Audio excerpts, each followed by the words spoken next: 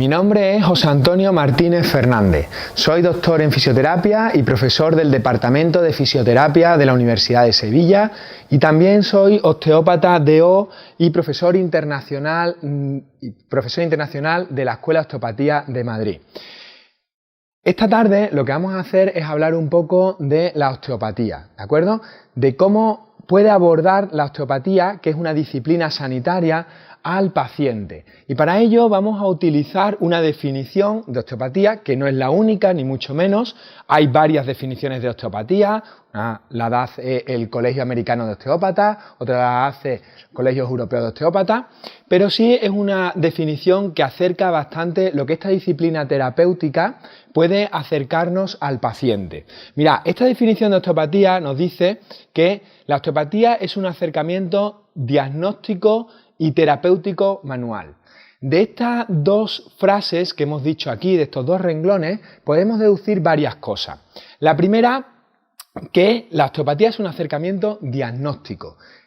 Nuestro principal objetivo es hacer un diagnóstico real, un diagnóstico exhaustivo, un diagnóstico que nos dé con la patología causal del paciente, lo que está causando la sintomatología del paciente. No es un tratamiento paliativo, no palia solamente los síntomas, sino que va a ir a intentar averiguar cuál es la causa de esos síntomas que se están produciendo en el paciente. ¿De acuerdo? Por lo tanto, uno de los énfasis más importantes que vamos a hacer es el acercamiento diagnóstico. Desde el punto de vista de la fisioterapia, es una de las cosas, y yo que soy profesor del Departamento de Fisioterapia y soy también fisioterapeuta, es una de las cosas que más nos van a ayudar en nuestro trabajo. Si sabemos un buen diagnóstico, si hacemos un diagnóstico correcto de la estructura que nos está provocando la disfunción, va a ser mucho más factible que podamos llegar a realizar un buen acercamiento terapéutico. Un acercamiento terapéutico que realmente vaya a donde tiene que ir, a la estructura en la que hay que tratar. Bien sea un problema ligamentoso, bien sea un problema muscular, bien sea un problema articular, etcétera. ¿De acuerdo? Eso es muy importante tenerlo en cuenta. Es decir, una de las bases de la osteopatía es el diagnóstico en el paciente y vamos a utilizar todo de tipo de pruebas manuales para llegar a ese diagnóstico certero. Luego, otra de las cosas que podemos deducir de esas dos líneas que hemos leído es que es, por supuesto, un acercamiento terapéutico. Nosotros vamos a tratar al paciente, vamos a intentar mejorar al paciente desde la búsqueda de la causa que surgió esa sintomatología por su parte, ¿de acuerdo? Entonces, siempre vamos a ir a ese tratamiento que va a ser manual. Y ese sería el tercer concepto que sale de las líneas. Es decir, nosotros hacemos un diagnóstico y una terapia manual. Lo que necesitamos es nuestras manos, igual que en la fisioterapia. La fisioterapia se define como la ciencia y el arte. Y el arte precisamente porque podemos utilizar nuestras manos. No necesitamos utensilios más allá de nuestras propias manos. Es en lo que se basa la osteopatía, en el diagnóstico y en la terapia manual. Luego, si seguimos leyendo esta definición, vemos que vamos a hacer el diagnóstico y el tratamiento manual de disfunciones de movilidad, ¿vale? De movilidad. Efectivamente, nosotros desde la osteopatía lo que intentamos es devolver la movilidad al cuerpo. Movilidad de aquellas regiones que no la van a tener, sea desde el punto de vista del aparato locomotor, sea desde el punto de vista de la región craneal, sea desde el punto de vista de la región visceral, interactuando entre todas esas partes. Luego hablaremos un poquito más de ese acercamiento global por parte del paciente que va a tener la osteopatía. Entonces, el objetivo fundamental de la osteopatía es buscar la movilidad donde no la hay. ¿Vale? ¿Por qué? Porque cuando la sintomatología aparece en el paciente, normalmente el tejido que está provocando esa sintomatología no es la causa que debe provocarla. ¿Por qué? Porque ese tejido que se está quejando es porque está trabajando más de lo que debiera. Y si está trabajando más de lo que debiera es porque hay otra estructura que es la que no se está moviendo como debiera. Yo siempre pongo el mismo ejemplo a mis alumnos y todos lo entienden muy bien. Nosotros tenemos una cadena de montaje, ¿de acuerdo? Una cadena de montaje donde a lo largo de 10 personas que están tomando parte en esa cadena de montaje, tiene que salir el producto final. ¿Qué es lo que va a ocurrir si dos de esas personas deciden no trabajar?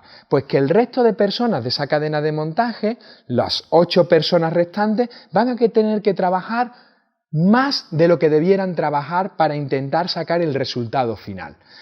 Tenemos varias opciones. La primera opción que tenemos es que cuando esas 8 personas de la cadena de montaje vayan a quejarse a su jefe, es que éste les aumente su sueldo o que les dé unas vacaciones, es decir, que les reconforte de alguna manera.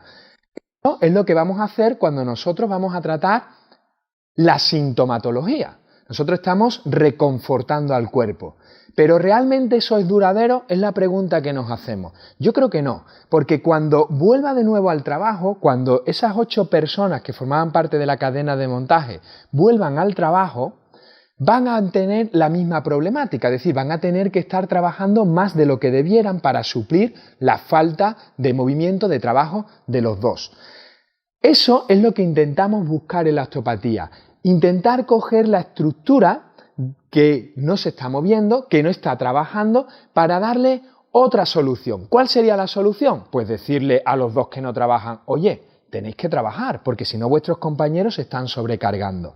Hacia ahí es donde va la osteopatía, hacia ahí es donde vamos a recuperar la movilidad, para que todas las estructuras puedan moverse de una forma positiva y así no aparezca esa sintomatología que va a provocarle las algias al paciente. Y eso es básico en el acercamiento diagnóstico. Luego es muy importante tener otro concepto, articular y tisular.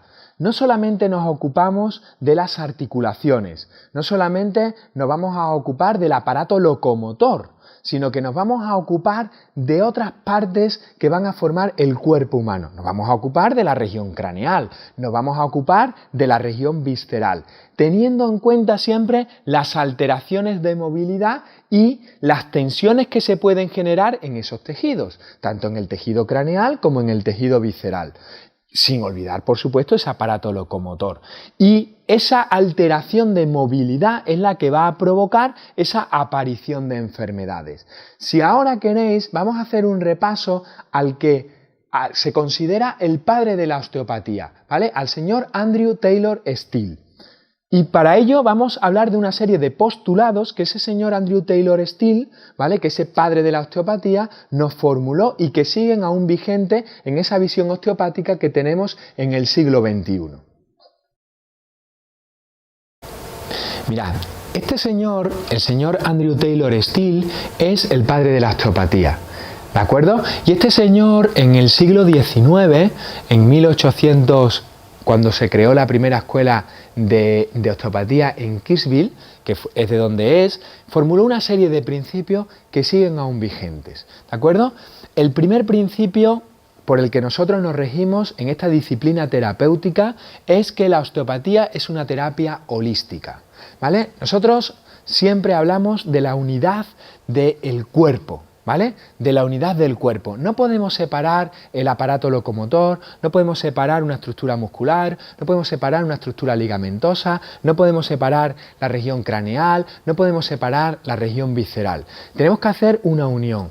Eso es una terapia holística, es una terapia global en la que el abordaje diagnóstico y terapéutico, como hemos dicho, que definen a la osteopatía, tiene que ser ese abordaje global. No vamos a algo individual, algo analítico. No podemos pretender que una dolencia del hombro siempre la causa esté en esa cintura escapular. No podemos pretender que una alteración funcional en la región de la rodilla, su causa esté en esa rodilla. Tenemos que tener esa visión global, tenemos que tener esa visión de la unidad del cuerpo, ¿de acuerdo? Con esa unidad del cuerpo entenderemos que la osteopatía es una terapia holística, ¿vale? Entonces nosotros no vamos a perder nunca esa unidad estructural, unidad corporal a nivel de la región del cuerpo humano. Luego, otro de los principios de la osteopatía que el señor Still dijo en el siglo XIX es que la estructura gobierna la función. ¿Qué quiere decir esto? Nosotros que somos fisioterapeutas, estamos acostumbrados a trabajar en el aparato locomotor. Y en ese aparato locomotor, cuando nosotros lo trabajamos, tenemos beneficios en funciones orgánicas, como por ejemplo puede ser la capacidad respiratoria. ¿Por qué? Porque esa estructura que va a envolver a la región pulmonar, por supuesto que va a tener una repercusión en esa región pulmonar, de forma que si la trabajamos correctamente vamos a mejorar la función de ese órgano. Os pongo un ejemplo. Mirad, si nosotros tenemos un paciente que ha sufrido un proceso de resfriado intenso, ese resfriado intenso va a tener un aumento de la producción de moco y por lo tanto la región que se va a encontrar a nivel pulmonar, la región de la pleura, va a aumentar la densificación de todo ese líquido pleural entre ambas zonas del pulmón. Eso lo que va a hacer es que el órgano pierda movilidad y al perder movilidad va a perder capacidad respiratoria, ¿de acuerdo? ¿Qué es lo que vamos a hacer nosotros? Nosotros vamos a darle movilidad a ese tejido, nosotros vamos a darle movilidad a esa estructura para mejorar esa función orgánica del pulmón concretamente que se puede dar, en este caso, en una patología pulmonar, ¿vale? Por eso es importante entender que la estructura gobierna la función. Luego nosotros tenemos otro postulado que formuló Still, que es el principio de la autocuración. Este principio hoy en día quizá quede un poco obsoleto, pero si yo hablo de un principio como puede ser la homeostasis corporal, quizás quede algo mucho más contemporáneo. Pero es que el proceso de homeostasis corporal no es más ni menos que la interpretación actual que el señor Still hizo en el siglo XIX de autocuración. ¿Qué buscamos nosotros con nuestras intervenciones en el paciente? Pues buscamos ese proceso homeostásico, ese proceso de metabolismo basal homeostático, de equilibrio entre las diferentes regiones del cuerpo, de las diferentes funciones corporales, ¿de acuerdo? Y eso nos lleva a una definición de la Organización Mundial de la Salud de lo que es el concepto de salud, que es un concepto de equilibrio, ¿vale? Biopsicosocial. Y luego, otro de los postulados del señor Still es la ley de la arteria, ¿vale? También eso nosotros en fisioterapia lo tenemos en cuenta. Nosotros una de las maniobras clásicas que utilizamos en fisioterapia es la masoterapia. Y esa masoterapia con nuestras manos, una de las cosas que intenta resarcir es que aumente un fenómeno de hiperemia, aumente un proceso de vascularización, ¿vale? ¿Por qué? Porque todo tejido bien perfundido, todo tejido que llegue una buena oxigenación, una buena vascularización y una buena retirada de desecho desde el punto de vista venoso va a ser un tejido sano. Por lo tanto, ya el señor Still en el siglo XIX postuló que la ley de la arteria era muy importante porque uno de nuestros objetivos va a ser instaurar esa buena perfusión sanguínea, esa buena vascularización para el buen aporte de oxígeno y el buen aporte de dióxido de carbono. ¿De acuerdo? Por lo tanto, esos serían los postulados que el señor Still contempló en el siglo XIX. Bien, mirad, cuando hablamos de la osteopatía, ya hemos hecho una definición de lo que era la osteopatía, hemos hablado de los postulados que el padre de la osteopatía, el señor Still, formuló en el siglo XIX y cómo aún siguen vigentes, y nosotros como fisioterapeutas también nos regimos por algunos de ellos, como por ejemplo la ley de la arteria. Tendremos que decir que la osteopatía no es una disciplina mágica, es una disciplina basada en una serie de principios que se contemplan en la medicina, ¿de acuerdo? Principios que se contemplan en la medicina. ¿Por qué digo yo esto? Pues mirad, la osteopatía se basa en lo que serían los principios anatómicos, ¿de acuerdo? Con lo cual la anatomía está perfectamente definida en la medicina. Se basa en principios fisiológicos, es decir, de cómo actúa cada una de las regiones de los órganos del cuerpo. Se basa, la tercera pata de la mesa sería la bioquímica, es decir, la interacción bioquímica, cómo nosotros podemos influir en esa bioquímica del organismo, ¿de acuerdo? Y en la cuarta pata de esa mesa, para que esa mesa sea estable, es la biomecánica. Con lo cual, los principios en los que nos vamos a basar en la osteopatía podríamos regirlo perfectamente en la fisioterapia, entendiendo la fisioterapia como una terapia manual. Es cierto que la fisioterapia va a abarcar mucho más que la terapia manual. La disciplina osteopática, como hemos dicho en la primera definición, una de las cosas que lo contempla es el acercamiento diagnóstico y terapéutico manual. Entonces, entendiendo la osteopatía y entendiendo la fisioterapia manual, se van a basar en los mismos principios, ¿de acuerdo? Es decir, no están en contraposición, sino que van de la mano. Esos principios anatómicos, esos principios fisiológicos, esos principios bioquímicos y esos principios biomecánicos. Principios biomecánicos que nosotros hemos estudiado en nuestra licenciatura, ¿vale? Vosotros en Portugal y yo en España, y que seguimos imprimiendo en nuestra licenciatura. Esos principios biomecánicos, nosotros vamos a hacer referencia a ellos a nivel de la región vertebral. Y los principios biomecánicos vertebrales hablan de dos posibilidades en función de cómo se encuentre la vértebra en un estado previo. Cuando yo hablo de esto, es cierto que no hablo de toda la biomecánica vertebral, es decir, no hablo desde la región de L5 hasta la región de C1 o la vértebra atlas, ¿vale? Es cierto que hay determinadas regiones de la columna vertebral que van a tener ciertas peculiaridades, ¿de acuerdo? Pero a grosso modo podríamos decir que en el 95% de las unidades vertebrales que van a formar la columna vertebral, desde el atlas hasta el E5, el raquis se va a mover según dos leyes biomecánicas. Todas las vértebras van a poder realizar dos leyes biomecánicas. Bien, como decíamos, la biomecánica vertebral se va a producir mediante dos tipos de movimientos. El primer movimiento va a ser el que va a realizar la vértebra cuando se encuentra en una posición neutra. Es decir, en un estado de eisiflexión. Quiere decir que no hay un estado de flexión ni de extensión previo, un estado neutro. Y cuando una vértebra se encuentra en un estado neutro, lo que nos dice la biomecánica vertebral es que para realizar una rotación hacia un lado, previamente ha tenido que hacer una lateroflexión del lado contrario. ¿De acuerdo? Es decir, una vértebra que no está ni en flexión ni en extensión, para realizar la rotación derecha, previamente ha tenido que hacer una lateroflexión izquierda. Eso es un imperativo que se va a dar biomecánicamente hablando en el raquis, prácticamente en todo el raquis, ¿de acuerdo? En todo el raquis.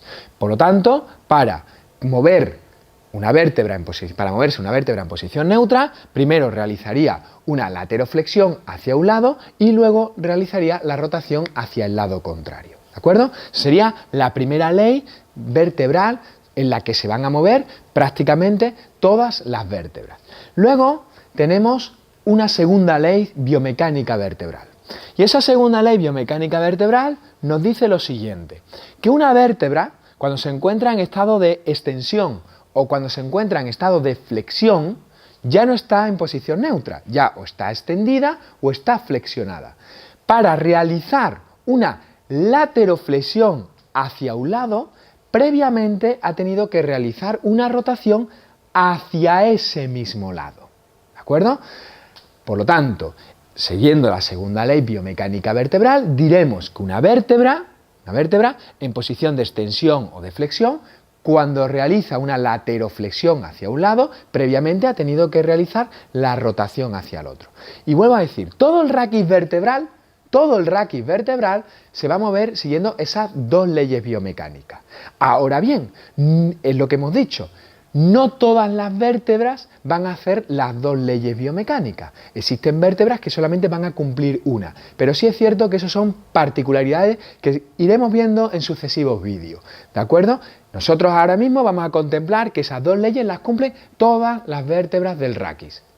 ¿Bien? Bueno, ahora, una vez que hemos entendido la biomecánica, una vez que hemos entendido la capacidad de movimiento, el cómo se mueven esas vértebras a lo largo del raquis, podremos hablar de que pierdan esa posibilidad de movimiento, ¿de acuerdo? Es decir, que una vértebra que estaba en estado de flexión y realizó una lateroflexión izquierda, que para realizar esa lateroflexión izquierda previamente tuvo que hacer una rotación izquierda, no vuelva a su posicionamiento correcto, es decir, se quede hipomóvil. Por lo tanto, si esa vértebra se ha quedado hipomóvil y se mantiene esa disfunción hipomóvil en flexión, lateroflexión y rotación izquierda, vamos a tener una disfunción osteopática. ¿Por qué tenemos una disfunción osteopática? Porque nos afecta la movilidad vertebral. Y hemos dicho que nosotros vamos en busca de la movilidad vertebral. Por lo tanto, si hay una alteración de esa movilidad, hay una alteración de la función y por lo tanto existe una disfunción vertebral. Una disfunción vertebral, en este caso, de una región concreta. ¿De acuerdo? Muy bien, vamos a ver ahora eso, qué consecuencias fisiológicas y cuál es el mecanismo por el cual se va a producir la disfunción osteopática en esa vértebra en concreto. ¿De acuerdo? Vamos a verlo ahora. Bien.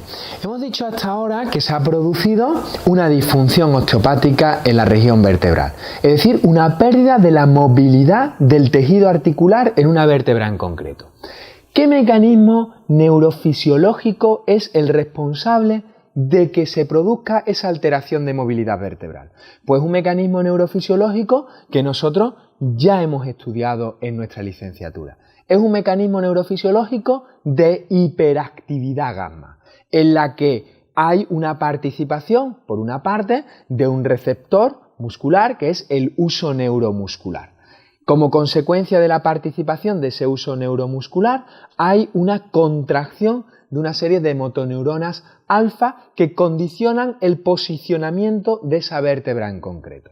Por lo tanto, ya tenemos esa disfunción somática y el mecanismo neurofisiológico que la está provocando, ¿vale? Que es el fenómeno de hiperactividad gamma. Por lo tanto, ya tenemos la disfunción osteopática, ¿de acuerdo?, con el responsable. El responsable es la hiperactividad gamma. Ahora vamos a hablar de la consecuencia. ¿Qué consecuencia tiene una alteración de movilidad vertebral? Pues la consecuencia es lo que se denomina la facilitación medular. ¿Qué quiere decir esto de la facilitación medular? Que cuando se produce una disfunción somática, cuando se produce una disfunción osteopática en una región vertebral como consecuencia del mecanismo de hiperactividad gamma, ¿de acuerdo?, va a haber una alteración de todos los elementos que esa metámera va a inervar, de la metámera de ese segmento vertebral. Una afectación de todos los segmentos de la metámera que va a inervar, vuelvo a repetir.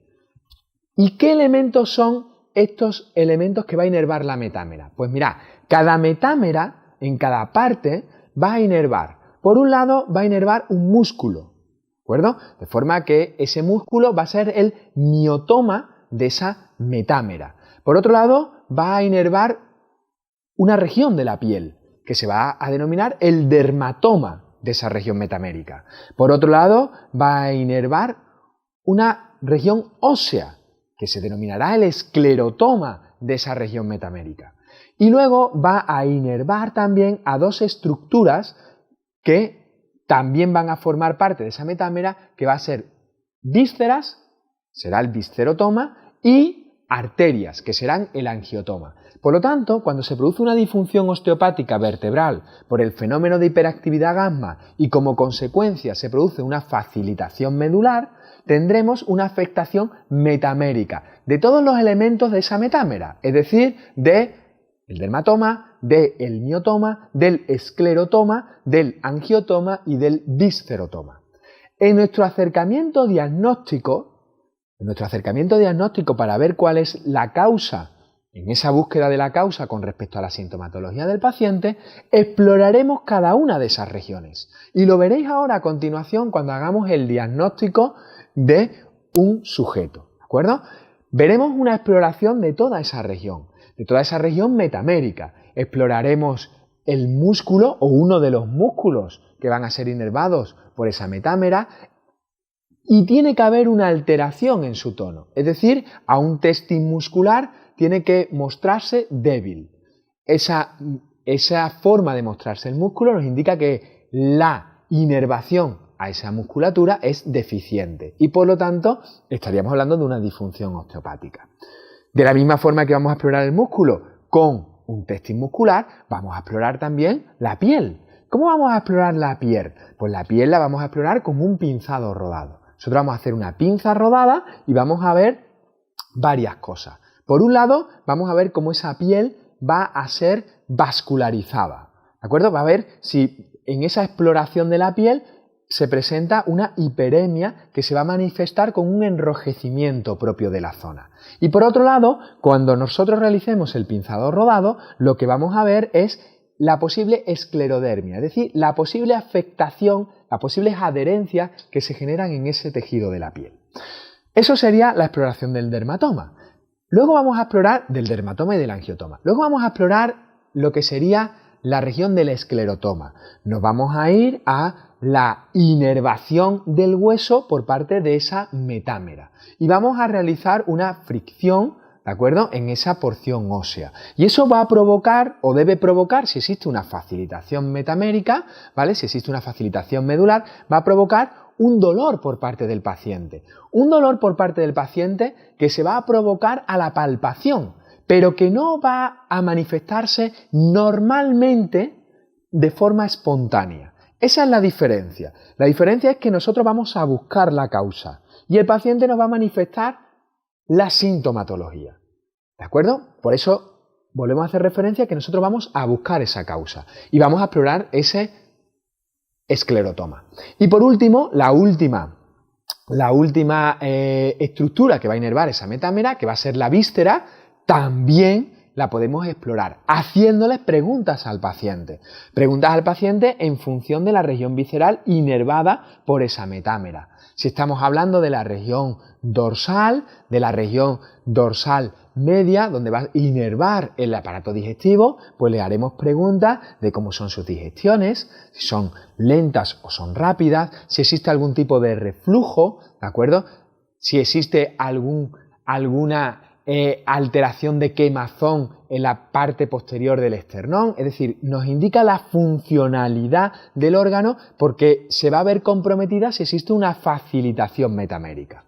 Y esos 5 componentes, si son positivos, nos indicaría que esa disfunción osteopática a ese nivel es una urgencia a tratar. Urgencia a tratar que podemos utilizar con varias técnicas. La más recomendable siempre son técnicas de impulso, técnicas de TRUS, ¿de acuerdo? Técnicas de impulso, pero técnicas osteopáticas, ¿vale? Técnicas osteopáticas que van a ser técnicas semidirectas o técnicas indirectas. Técnicas semidirectas donde vamos a utilizar palancas en los miembros superiores y en los miembros inferiores para llegar la tensión al nivel. No vamos a hacer bruscos en la manipulación, no vamos a hacer bruscos en la técnica de impulso, vamos a ser suaves, vamos a ser muy suaves y vamos a ser muy analíticos para solo y exclusivamente poder tratar la región donde se encuentra la causa de la lesión. Y todo eso lo vamos a mostrar ahora en una implicación práctica, diagnóstica y terapéutica de la osteopatía. Hola, buenas tardes. ¿Qué tal? ¿Cómo te llamas? Soy Pedro. Hola, yo soy José Antonio. Rui, ¿qué tal? ¿Cómo estás? Tienes molestias en la región lumbosacra, ¿verdad? Sí. Muy bien. Vamos a intentar averiguar cuál es la estructura que te está produciendo ese tipo de molestias para intentar llegar a esa causa de las molestias y poder corregirla. ¿De acuerdo? Bien, mira, Rui, la molestia que tú tienes ¿se manifiesta después de un tiempo de latencia? No, no se manifiesta después de un tiempo de latencia, ¿de acuerdo? Entonces, ¿qué es lo que se manifiesta justo cuando tú haces un movimiento articular?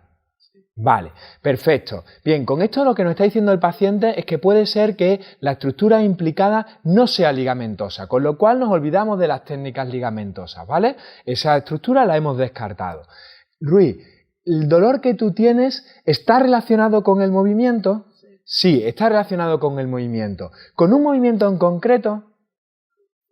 Muy bien, con un movimiento en el que realiza la flexión, con lo cual estamos descartando también estructuras como van a ser las regiones viscerales. ¿Por qué? Porque la región visceral, cuando manifiesta una sintomatología, esta región no corresponde a ningún movimiento concreto. Te va a decir el paciente, me duele, no sé muy bien en qué movimiento, pero me duele, ¿de acuerdo? Con lo cual también estamos descartando un problema visceral con la sintomatología que nos está describiendo Rui Pedro. Bien, Rui Pedro, esta sintomatología que tú tienes, ¿serías capaz de describirla a punta de dedo? En esa región. ¿Pero tiene un dolor que se irradia hacia un miembro inferior o algo? No. Por lo tanto, también vamos a descartar un dolor irradiado de una raíz nerviosa. Este tipo de dolor irradiado de una raíz nerviosa, el paciente es capaz de recogerlo a punta de dedo, en el recorrido de esa raíz nerviosa que está manifestando la sintomatología. Por lo tanto, también descartamos ese dolor ligamentoso. Como bien ha indicado Rui, el dolor es muy localizado, no es un dolor difuso. Por lo tanto, también con ese gesto que ha hecho, descartamos el probable dolor muscular, que sería un dolor sordo y difuso repartido por toda la región. Nos está indicando un dolor muy concreto en una zona muy concreta, en la zona sacroiliaca. Nosotros ahora lo que vamos a hacer es explorar esa articulación. Vamos a ir a palpar la articulación y vamos a ir a hacer los test de movilidad que nos van a dar esa hipomovilidad que nos certifica que es una disfunción osteopática, donde tenemos que incidir para recuperar esa movilidad. Entonces, en el primer lugar, lo que vamos a hacer, lo que vamos a hacer es la palpación, ¿de acuerdo? Entonces le pedimos a Rui Pedro que se quite la camiseta. Es importante porque así también vamos inspeccionando y vamos viendo cómo él se va moviendo, ¿de acuerdo? Lo siguiente que le vamos a pedir a Rui Pedro es que se quite los zapatos. Es decir, los zapatos se lo tiene que quitar para que tenga un apoyo podal y que si existe algún tipo de disfunción en la región de un castor postural, como va a ser el pie, que es una región muy importante en osteopatía, no nos influya con una posible plantilla que él tuviera. Una vez que Rui Pedro se ha descalzado, lo que vamos a hacer es una palpación a nivel de la región lumbosacra. Vamos a palpar las vértebras, vamos a palpar las regiones transversas y vamos a ir a la región pélvica. En este caso vamos a ver la región de la espina ilíaca posterior-superior. Vamos a ver las alturas de la espina ilíaca posterior-superior y nos damos cuenta que la espina ilíaca posterior-superior del lado derecho la encontramos más baja, ¿de acuerdo? Encontramos esta espina ilíaca posterior-superior más baja. Nos vamos a ir ahora a la región anterior y vamos a explorar la espina ilíaca anterosuperior. Y la espina ilíaca anterosuperior, lo que me está diciendo a nivel de, en el caso de Rui Pedro, del lado derecho, es que la tenemos más alta. ¿De acuerdo? Espina ilíaca anterosuperior más alta, espina ilíaca posterosuperior más baja. Y luego nos vamos a ir a la región púbica. Y en la región púbica nos vamos a encontrar que la rama púbica del lado derecho está más alta. Lógicamente, vosotros podréis decir, bueno, o del lado izquierdo al contrario. Es cierto, no sabemos si el problema va a estar en el lado derecho o el problema va a estar en el lado izquierdo. ¿Por qué? Porque estamos en la palpación, no estamos en los problemas de movilidad. Lo que sí está claro es que Rui Pedro tiene una torsión pélvica en la que el ilíaco del lado derecho se ha ido hacia posterior y el ilíaco del lado izquierdo se ha ido hacia anterior. ¿De acuerdo? Bien, ahora lo siguiente que vamos a hacer es los test de movilidad. Y como test de movilidad vamos a realizar el test de Gillette. ¿De acuerdo? Y en el test de Gillette es un test de apoyo monopodal, con lo cual vamos a necesitar que el paciente esté apoyado en la pared, con las manos para que esté estable. Por lo tanto, vamos a decirle al paciente que se ponga apoyado en la pared. Una vez que el paciente está apoyado en la pared, nosotros nos vamos a colocar en las espinas ilíacas posterosuperiores. ¿Y por qué nos vamos a colocar a nivel de las espinas ilíacas posterosuperiores? Porque a ese nivel vamos a encontrar el istmo de la articulación sacroiliaca, ¿vale? La zona articular de la región sacroiliaca. Y vamos a pedirle al paciente que realice una flexión de la pierna derecha y flexión de la pierna izquierda. En este caso observamos que la pierna derecha, ¿vale? Cuando eleva la pierna derecha, mi pulgar que debería descender no lo realiza, con lo cual nos está indicando que existe una hipomovilidad, un déficit de movilidad en la región del lado derecho. Una vez que hacemos eso, vamos a descartar qué tipo de problema no tiene Rui. Entonces colocamos nuestros dedos en la parte ilíaca y en la parte sacra, y le decimos que eleve la pierna derecha. Elevando la pierna derecha, mi pulgar no desciende, y elevando la pierna izquierda, mi pulgar sí desciende. Con lo cual me está diciendo que hay un problema iliosacro del lado derecho. Ahora vamos a ver qué tipo de problema iliosacro es. Nos vamos a ir a la zona superior de la articulación sacroiliaca, le decimos que levante la pierna derecha y en este caso mi pulgar no desciende. Le decimos que levante la pierna derecha de nuevo porque me voy a la parte inferior ahora de la articulación sacroiliaca y mi pulgar sí desciende. Por lo tanto, decimos que el déficit de movilidad de Ruy Pedro se encuentra en la parte alta de la articulación sacroiliaca, contemplando que es un problema iliosacro, ¿de acuerdo? Del ilíaco sobre el sacro. Este diagnóstico en osteopatía diríamos que es un ilíaco en rotación posterior. Este ilíaco en rotación posterior se puede corregir de diferentes formas. Nosotros vamos a tener técnicas articulatorias, nosotros vamos a tener técnicas de músculo-energía y nosotros vamos a tener técnicas de impulso. Como he dicho anteriormente, las más importantes son las técnicas de impulso, ¿vale? Técnicas de impulso porque nos van a dar mucha rapidez y mucha eficacia en cuanto a esa facilitación de la metamera. No obstante, antes de eso, lo que vamos a hacer es comprobar que no existe ningún tipo de contraindicación a la manipulación, ¿de acuerdo? A la técnica de impulso. Para ello vamos a utilizar técnicas ortopédicas, test ortopédicos, ¿de acuerdo? Vamos a ver algunos test ortopédicos para la articulación sacroiliaca para ver que podemos manipular con total tranquilidad sin hacerle ningún tipo de daño al paciente y que vamos a conseguir nuestro objetivo. Muy bien, Ruy Pedro, ¿te colocas aquí encima de la camilla, por favor? No, tumbado, en decúbito dorsal. Bien, el test que vamos a realizar ahora va a ser el test de Patrick of Faber, ¿vale? También llamado test del 4. Este test es un test ortopédico que lo que nos va a poner de manifiesto, si fuera positivo, es que existe una inflamación de la articulación sacroiliaca, es decir, una sacroileitis. Esa sacroileitis nos impediría realizar la técnica de impulso.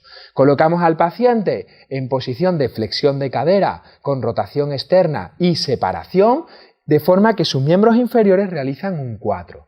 Y en este posicionamiento, el terapeuta va a colocar su mano a nivel de la espina ilíaca anterosuperior y va a realizar un empuje en la cara interna de la rodilla del lado que se está evaluando. Si hubiera una sacroileitis, al hacer el movimiento, habría dolor y habría como consecuencia de la inflamación. ¿Duele, Ruy Pedro? No, no duele. No duele el test ortopédico de Patrick of Faber para la articulación sacroiliaca, por lo tanto, no existe contraindicación a la manipulación, por lo tanto, esa va a ser nuestra elección. La elección primaria va a ser siempre una técnica manipulativa, una técnica de impulso, ¿de acuerdo? Con lo cual, vamos a realizar la técnica. Vamos a poner al paciente en decúbito lateral, de forma que va a dejar la articulación sacroiliaca que está en disfunción en la parte superior.